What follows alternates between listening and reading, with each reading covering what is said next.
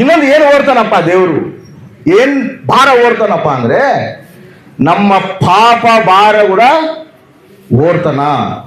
ನಾವು ಪಾಪಿಗಳು, ಪ್ರತಿ ಮಾನವನು ಪಾಪಿ, ನೀತಿವಂತನು ಇಲ್ಲ, ಒಬ್ಬನು ಇಲ್ಲ ಅಂತ ಹೇಳಿ ವಾಕ್ಯ ಐತೆ. ಯಾರು ನೀತಿವಂತರಲ್ಲ. ಯಾರಾದ್ರೂ ನೀತಿವಂತರ ಅಂತ ಹೇಳ್ಕೊಂಡ್ರಂದ್ರೆ ಅವನು ಪಾಪಿ. ದೇವರು ಹೇಳ್ತಾನೆ. ಯಾಕಂದ್ರೆ ಯಾವಾಗಾದ್ರೂ ಆದಾಮು ದೇವ್ರ ಆಜ್ಞೆಗೆ ವಿರುದ್ಧವಾಗಿ ನಡ್ಕೊಂಡನು, ಅವನಲ್ಲಿ ಏನ್ ಬಂದತೆ? ಪಾಪ ಬಂದತೆ. ಪಾಪ ಹೆಂಗ್ ಬರ್ತದಂತ? ಆಜ್ಞೆ ಅತಿಕ್ರಮವೇ ಪಾಪ. ಯಾರಾಜ್ಞೆ? ಯಾರಾಜ್ಞೆ? ದೇವರ ಆಜ್ಞೆ. ದೇವರ ಆಜ್ಞೆಗೆ ಯಾರು ವಿರುದ್ಧವಾಗಿ ನಡೀತಾರೋ ಅವನು ಪಾಪಿ. ನಾವೆಲ್ಲರೂ ಸುಳ್ಳು ಹೇಳಿವ ಇಲ್ಲ? ನಾನು ಹುಟ್ಟದಾಗಿದ್ದೇವ ಅವ್ರಿಗೆ ಸುಳ್ಳು ಹೇಳಿಲ್ಲ ಅನ್ನೋರ್ ಕೈ ಎತ್ತಿ ನೋಡೋಣ. ನಮ್ಮಲ್ಲಿ ಏನೈತೆ? ಪಾಪ ಐತೆ. ಪಾಪ ಎಂಟ್ರ್ ಆಗೈತೆ. ಹೆಂಗೆ ಎಂಟ್ರ್ ಆಗೈತೆ? ಆದಾಮು ಸ್ವಭಾವ ನಮ್ಮಲ್ಲಿ ಬಂದೈತೆ. ಪ್ರತಿ ಮನುಷ್ಯನು ಪಾಪಿನೇ. ಯಾವಾಗಾದ್ರೂ ದೇವ್ರು ಮಾನವನ ಸೃಷ್ಟಿ ಮಾಡೋದು, ನಾವು ಮಾನವನ ಪವಿತ್ರವಾಗಿ ಅದನ. ಆದ್ರೆ ದೇವ್ರ ಆಜ್ಞೆಗೆ ವಿರುದ್ಧವಾಗಿ ನಡ್ಕೊಂಡು, ದೇವ್ರ ಆಜ್ಞೆಗೆ ಅವನು ವಿರುದ್ಧವಾಗಿ ನಡ್ಕೊಂಡು ಏನಾಗಣ? ಪಾಪಿ ಆಗಾನ. ಆ ಪಾಪ ಸ್ವಭಾವ ಎಲ್ಲ ಪ್ರತಿ ಮಾನವನ ಮೇಲೆ ಬಂದೈತೆ. ಎಲ್ಲೆಲ್ಲ ನೋಡ್ರಿ ಅಕ್ರಮಗಳು, ಎಲ್ಲೆಲ್ಲ ನೋಡು ಮೋಸ, ಕಿಡ್ನಾಪ್. ಸಣ್ಣ ಸಣ್ಣ ಹುಡುಗರು ಕಿಡ್ನಾಪ್ ಮಾಡ್ತಾರ. ಅವಾಗ ಏನಿತ್ತು ಗೊತ್ತಾ? ಒಬ್ಬ ಮನೆಗೆ ಒಬ್ಬ ಹುಡುಗಿನ ಕಳಿಸ್ಬೇಕಂದ್ರೆ ಭಯ ಬೀಳ್ತಿದ್ರು, ಎಲ್ಲಿ ಏನೇನು ಮಾಡಿ ಸಾಯಿಸ್ತಾನ ಅಂತ ಹೇಳಿ. ಇವಾಗ ಗಂಡು ಹುಡುಗರು ಮದುವೆ ಮಾಡ್ಕೋಬೇಕಂದ್ರೆ ಭಯ ಬೀಳ್ತಾರ. ಎದಕ್ಕೆ ಹೇಳು? ಸಾಯಿಸ್ತಾಳಂತ. ಯಾರು? ಹುಡುಗಿ. ಹೆಣ್ಣುಡ್ರೆ ಸಾಯ್ಸಂಗ್ ಆಗ್ಬಿಟ್ಟಾರ. ಗಂಡು ಹುಡುಗರಿಗೂ ಸೇಫ್ಟಿ ಇಲ್ಲ ನೋಡಿ. ಹೆಂಗಾಯ್ತು ಕಾಲ ತಿರುಗ್ಬಿಡತ್ತೆ. ಪಾಪ ಅನ್ನೋದು ವಿಸ್ತರಿಸಕತ್ತೆ. ಭಯ ಬೀಳ್ತಾರ. ಊಟ ಕೊಟ್ರೆ ಊಟ ರೀತಿನೂ ಬಂತು. ಏನ್ತಿ ಕೈಯಾಗಿ ಊಟ ಕೂಡ ಮಾಡುವ ಸಮಾಧಾನ ಆಗ. ಎದಕ್ಕೆ ಹೇಳು? ಇವ್ರು ಎಲ್ಲಿ ಏನ್ ಕಲ್ಸಿಟ್ಟಲ್ಲ ಇದ್ರಾಗ, ಎಲ್ಲಿ ಡ್ರಮ್ನಾಗ ಹಾಕಿ ಮುಚ್ಚೋ ಇಲ್ಲ ಡ್ರಮ್. ಭಯ ಬಿಡ್ತಾರ ನೋಡಿ. ಕಾಲ ಹೆಂಗಾಗ್ಬಿಡ ನೋಡು. ಪಾಪ ವಿಸ್ತರಿಸಕತ್ತೆ. ಮಾನವನ ಪ್ರಾಣ ಅಂದ್ರೆ ಲೆಕ್ಕನೇ ಇಲ್ಲ, ಲೆಕ್ಕ ಇಲ್ಲದಷ್ಟು ಪಾಪ ವಿಸ್ತರಿಸುತ್ತೆ. ಮತ್ತೆ ಪಾಪದಿಂದ ಏನು ಬಂದತೆ? ಮರಣ. ಪಾಪ ಕೊಡುವ ಸಂಬಳ ಮರಣ. ಅಂದ್ರೆ ಮನುಷ್ಯನಿಗೆ ಏನು ಬಂದತೆ? ಮರಣ ಬಂದತೆ. ಪ್ರತಿಯೊಬ್ಬ ಮನುಷ್ಯನು ಸಾಯ್ಲೇಬೇಕು ಒಂದಿನ, ಹೌದಾ? ಈ ಸಾವು ಎಲ್ಲಿಂದ ಬಂದೈತೆ ಅಂದ್ರೆ ಮನುಷ್ಯನ ಪಾಪದಿಂದ ಬಂದೈತೆ. ಅದು ಸತ್ತೋದಿದೀವಿ. ಇಷ್ಟೇ ನಮ್ಮ ಜೀವಿತ. ಎಂಡ ಬದುಕ್ತಿದೀವಿ, ಹುಟ್ಟಿವಿ, ಬದುಕಬೇಕು, ಜೀವಿಸಿ ಒಂದಿನ ಸಾಯೋದು. ಅಷ್ಟೇನಾ ಜೀವಿತ? ಅಷ್ಟೇನಾ? ಇನ್ನೇನಿಲ್ಲ. ದೇವಾ, ಇವ ನಾವು ಮತ್ತೆ ನಿನ್ನ ಹತ್ರ ಬರ್ಬೇಕಂದ್ರೆ ಹೆಂಗಯ್ಯ? ಮತ್ತೆ ನಾವು ನಿನ್ನ ಹತ್ರ ಬರ್ಬೇಕಲ್ಲ. ನಿನ್ನಿಂದಲೇ ನಾವು ಬಂದಿರೋದು, ನಿನ್ನೇ ನಮ್ಮನ್ನು ಸೃಷ್ಟಿ ಮಾಡಿರೋದು. ಸೃಷ್ಟಿಕರ್ತನಾಗಿ ನೀನು ನಮ್ಮನ್ನು ಸೃಷ್ಟಿ ಮಾಡಿದ್ಮೇಲೆ ಮತ್ತೆ ನಾವು ನಿನ್ನ ಜೊತೆ ಬರ್ಬೇಕಲ್ಲ. ಬರಕ್ ಆಗೋದಿಲ್ಲ ಅಂತ ಹೇಳ್ತಾನ. ಎದಕ್ಕ? ನಿನ್ನಲ್ಲಿ ಏನೈತೆ? ಪಾಪ ಐತೆ. ನಾನು ಪರಿಶುದ್ಧನು. ಪರಿಶುದ್ಧ ದೇವ್ರ ಹತ್ರ ನಾವು ಹೋಗಕ್ ಆಗೋದಿಲ್ಲ. ಇವಾಗ ಅಗ್ನಿ ಇರ್ತದೆ. ಅಗ್ನಿಗೆ ಹೋಗಿ ನಾವು ಏನೇ ಇಟ್ರು ಕೂಡ ಅಗ್ನಿಗೆ ಏನಾಗ್ತದೆ? ಅದು ಸುಟ್ಟೋಗತ್ತೆ. ಸುಟ್ಟೋಗತ್ತ ಇಲ್ಲ ಅಂದ್ರೆ ಅಗ್ನಿ ಅಂತ ದೇವರು ಅಂತ ಪರಿಶುದ್ಧನು. ಅದ್ರ ಪರಿಶುದ್ಧ ನಾವು ಹೋದಾಗ ನಾವು ಏನಾಗ್ತೀವಿ? ಸುಟ್ಟೋಗ್ಬಿಡ್ತೀವಿ. ನಾವ್ ಇರಕ್ ಆಗೋದಿಲ್ಲ. ಮತ್ತೆ ಹೆಂಗ ನಮ್ ಜೀವಿತಗಳು? ಹೆಂಗ ಹಿಂಗ ಪಾಪನಾಗೆ ಬದುಕ್ಬೇಕಾ? ಹಿಂಗ ಪಾಪನಾಗೆ ನಾವು ಜೀವಿಸ್ಬೇಕಾ? ಇದಕ್ಕೆ ಬೇರೆ ಮಾರ್ಗನೇ ಇಲ್ಲ, ಇದಕ್ಕೆ ಬೇರೆ ದಾರಿನೇ ಇಲ್ಲ. ಅದಕ್ಕೆ ಮನುಷ್ಯರು ಏನ್ ಮಾಡ್ರು ಗೊತ್ತಾ? ಹೆಂಗನ ಮಾಡಿ ಪಾಪಲಿದ್ದ ನಾವು ತಪ್ಪಿಸ್ಕೋಬೇಕು, ಹೆಂಗನ ಮಾಡಿ ಪಾಪಲಿದ್ದ ನಾವು ಹೊರಗೆ ಬರ್ಬೇಕು ಅಂತೇಳಿ ತಮ್ಮ ಸ್ವಯಚ್ಛನಿಂದ ಅವ್ರು ಏನ್ ಮಾಡ್ಕೊಳ್ಳೋಣ ಅಂದ್ರೆ ಸ್ವಂತ ಮಾರ್ಗವನ್ನು ಹುಡ್ಕೊಳ್ಳೋಣ. ಪಾಪಲಿದ್ದ ಬಿಡುಗಡೆ ಆಗ ಏನು? ದಾನ ಧರ್ಮ ಮಾಡಿದ್ರೆ ಪಾಪ ಬಿಡುಗಡೆ ಆಗ್ತವ. ನಾವು ದಿಕ್ಕಿಲ್ದವ್ರಿಗೆ ನಾವು ಸಹಾಯ ಮಾಡಿದ್ರೆ ನಮ್ಮ ಪಾಪ ಬಿಡುಗಡೆ ಆಗ್ತವ.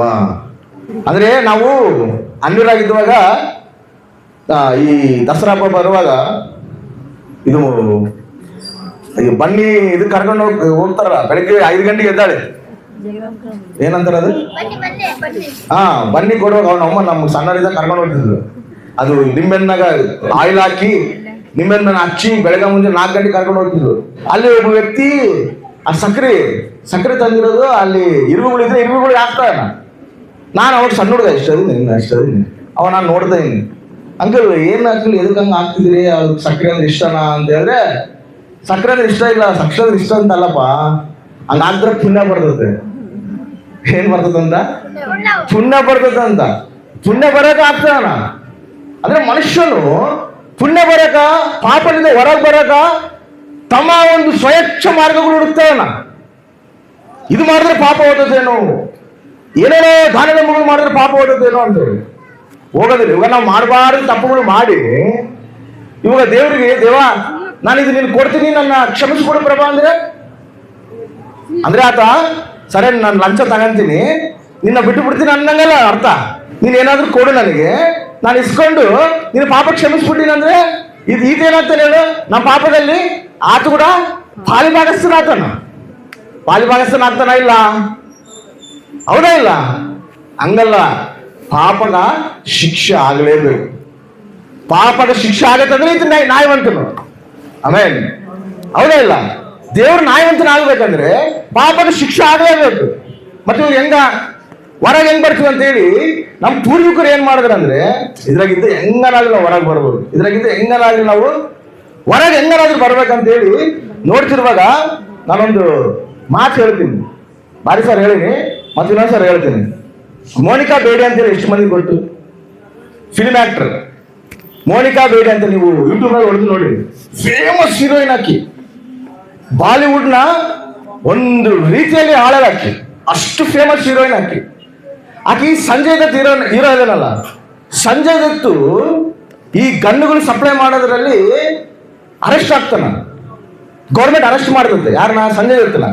ಆ ಕೇಸ್ ನಲ್ಲಿ ಈಕಿ ಮೋನಿಕಾ ಬೇಡಿ ಕೂಡ ಆಗಲ್ಲ ಅಂತ, ಆಕಿ ಕೂಡ ಇನ್ವಾಲ್ವ್ಮೆಂಟ್ ಆಗಲ್ಲ ಅಂತ ಈ ಗನ್ನುಗಳು ಸಪ್ಲೈ ಮಾಡೋದ್ರಾಗ.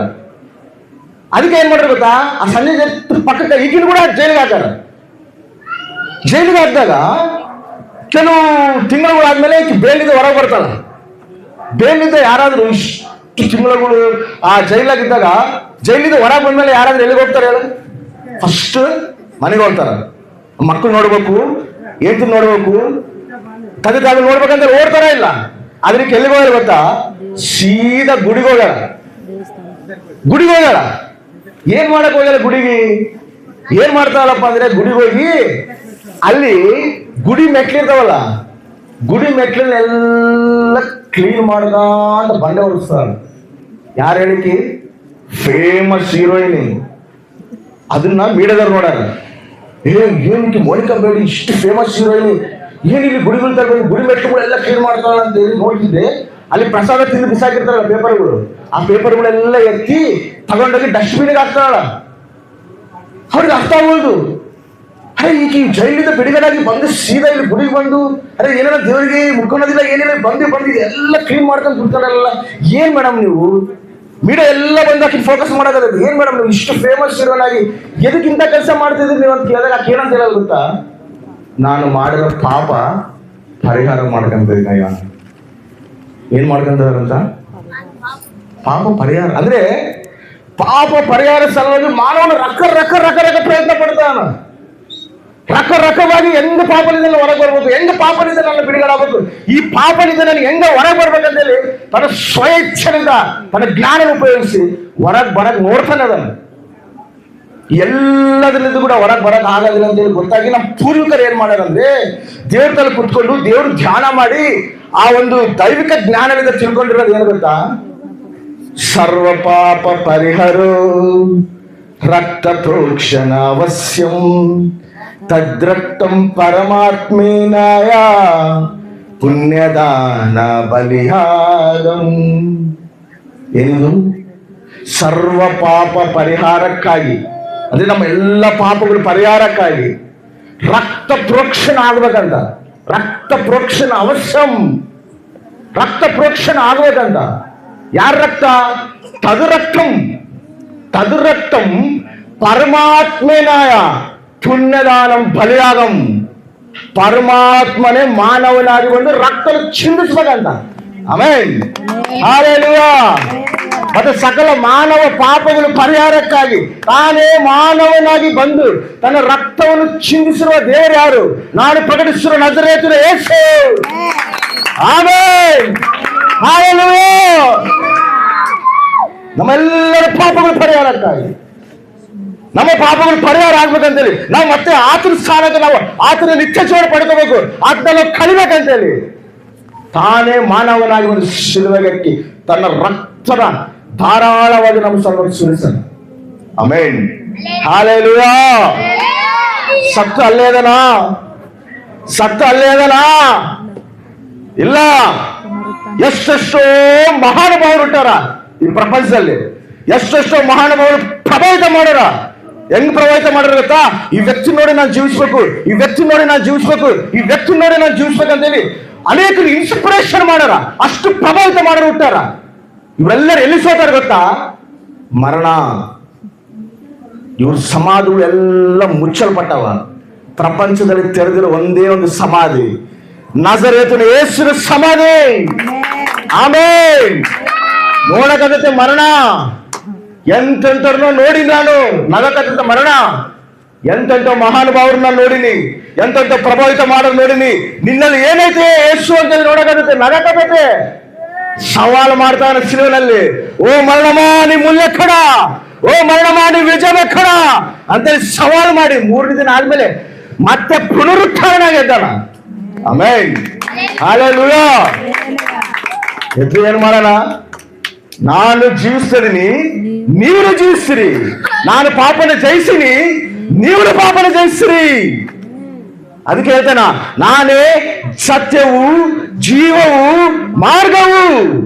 ಆಮೆನ್. ಆ ನಿತ್ಯ ಜೀವಕ್ಕೆ ಮಾರ್ಗ ಯಾರು? ಕ್ರಿಸ್ತ. ನಮ್ಮ ಪಾಪ ಭಾರಗುರ ಓಡ್ತಾವನಾತ. ಓಡದಂತೆ ಅಲ್ಲ, ಆತ ಪಾಪನೆಲ್ಲ ತನ್ನ ರಕ್ತದಿಂದ ತೊಳೆದು ಆ ನಿತ್ಯ ಜೀವಕ್ಕೆ ಮಾರ್ಗ ಮಾಡ್ಯಾನ. ಇವ ಮರಣ ಅಂದ್ರೆ ಭಯ ಇಲ್ಲ ನಮಗೆ. ಮರಣ ಅಂದ್ರೆ ಭಯ ಇಲ್ಲ. ಯಾಕೆ ಹೇಳು? ಸೀದಾ ನಾವು ತಂದೆ ಹತ್ರ ಸೇರ್ತೀವಿ. ಮಾರ್ಗ ಮಾಡ ನಮಗೆ. ಆಮೆನ್. ಕ್ರಿಸ್ತೇ ಮಾರ್ಗ. ಆ ಕ್ರಿಸ್ತನ ಯಾರು ವಿಶ್ವಸಿಸಲು, ಯಾರಾದ್ರೂ ಆ ರಕ್ತದಿಂದ ತೊಳೆಯಲ್ಪಡ್ತಾರೋ, ಯಾರಾದ್ರೂ ಆ ರಕ್ತನ ಆಶ್ರಯಿಸಿದರು, ಪ್ರತಿ ಮಾನವರ ಪಾಪಗಳು ಪರಿಹಾರ ಆಗ್ತವ. ಪರಿಹಾರ ಆಗಿ ನಿತ್ಯ ಜೀವನ ಮಾರ್ಗ. ಆಮೆನ್. ಹಲ್ಲೆಲೂಯಾ.